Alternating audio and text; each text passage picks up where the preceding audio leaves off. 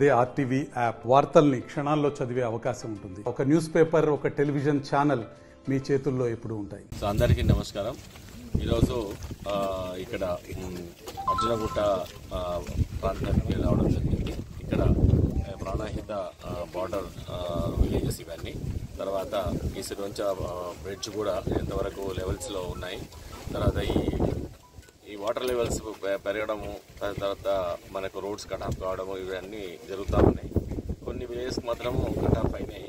అవన్నీ ఇమీడియట్గా మేము కొన్ని కాజెస్ని మా ఎస్ఐస్ తర్వాత డిపార్ట్మెంట్తో వేరే డిపార్ట్మెంట్తో కలుసుకొని చేయడం జరిగింది. బట్ ఎనీవే ఏవైతే కట్ ఆఫ్ అయినాయో బట్ వాళ్ళకన్నిటికీ కూడా ఆల్టర్నేట్ రూట్స్ ఉన్నాయి. But it's very long distance ఉన్నాయి.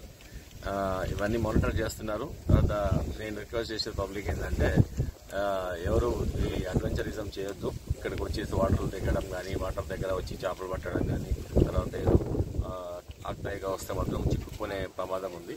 సో అట్లాంటి వాళ్ళకు ఇలా ప్రమాదాలు జరిగే ఛాన్స్ ఉంది. కాబట్టి ఎక్కడ ఇంతవరకు తెలంగాణలో అట్లాంటి సిచ్యువేషన్ రాలేదు. మనకి ఇప్పటికీ ఇక్కడ కొత్తగూడెంలో వచ్చిన రెస్క్యూ చేసేశారు. మాకు దాంట్లో భాగంగా రెస్క్యూ టీం కూడా రెడీగా ఉంది.